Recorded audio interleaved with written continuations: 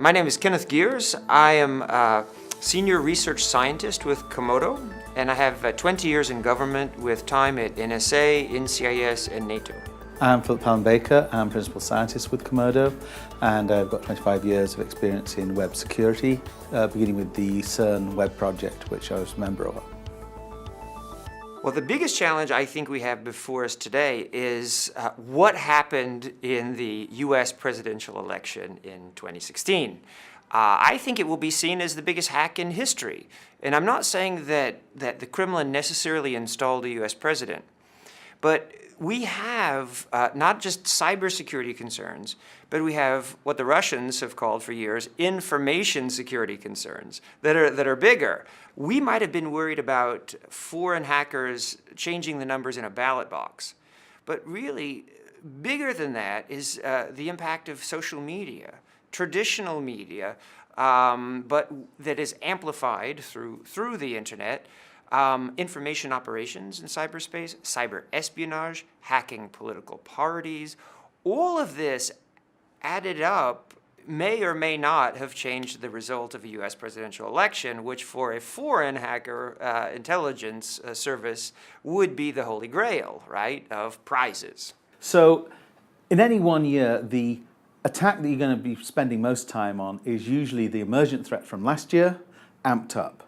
In that last year, the big story was ransomware, in that they finally found a way of monetizing infiltration. And what we're going to be seeing this year is ransomware 2.0. It's no longer going to be just enough to have good backups. They're going to find new ways of coming after you.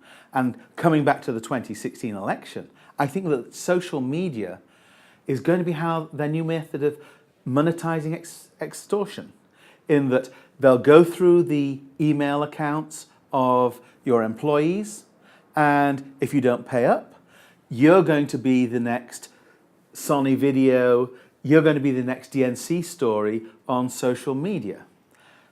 Same problem as ransomware, but a different exploitation vector. And a lot of it, I think, is the evolution of attacks. You know, just when you think you've got a handle on what a cyber attack looks like, there'll be a new vector, essentially. And there's a lot of connectivity, and that's way ahead of security on the internet, which makes it, a challenge to find what to protect and where to invest. But it's not just that; it's that attacks evolve, just as the internet is evolving as well. So I was in Estonia in 2007 for the great Russian cyber attack, which was largely a distributed denial of service attack against websites. I was in Ukraine for the Russian annexation of Crimea and the invasion of eastern Ukraine. And what we found was now, today, 10 years later, in every domain, there's attacks. It's not just against websites, but it's in critical infrastructure, it's in social media, and it's cross-domain. So US diplomats had through signals intelligence, their telephone conversations copied, and they were uploaded to YouTube and announced on Twitter.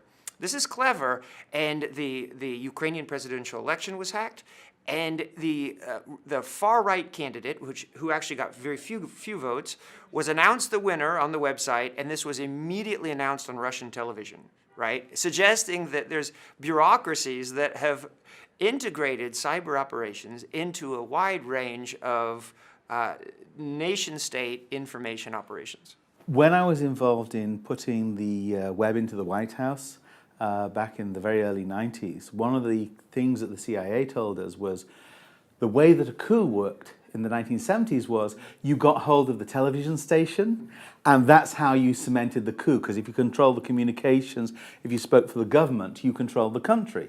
And they saw back in the 1990s that controlling the website of the White House was controlling the television station of the future and essentially controlling the country.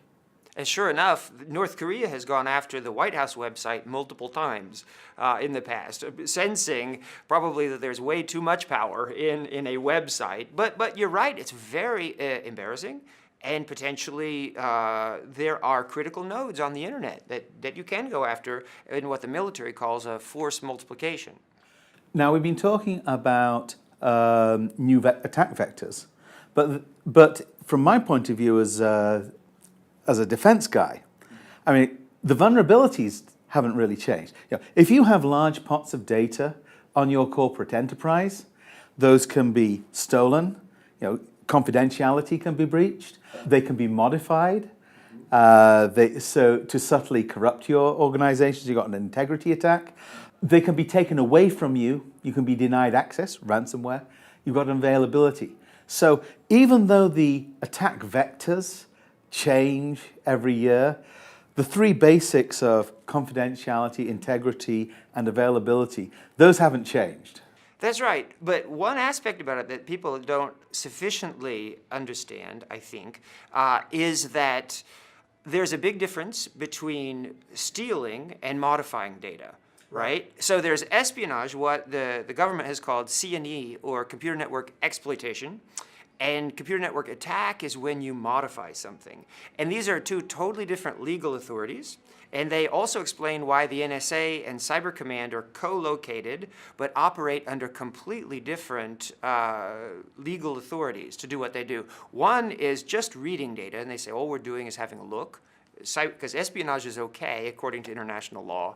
But the other is actually extremely aggressive. It's modifying data in a way that actually changes reality for the target. Because not only are you changing the ones and zeros, but then you're moving from the internet, which is a machine, to cyberspace, which is in the human mind.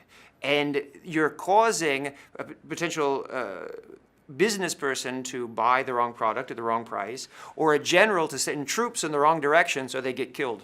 Now, in the past, when, 5 years ago when we were talking about this, what we'd have been talking about was you change the data and some machinery does the wrong thing. The Stuxnet type attack. We inject the wrong data and the centrifuges go at the wrong speed and destroy themselves. Now, what you're talking about there is you inject the wrong data and humans. So this is using cyber attack as amped up social engineering.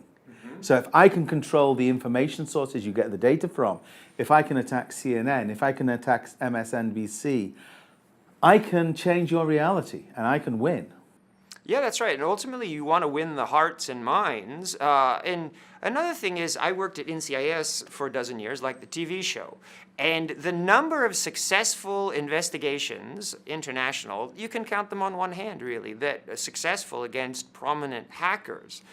So there's a huge space in which international operations and hacking really is done with a lot of immunity, and international prosecutions in retaliation in terms of military deterrence are very difficult.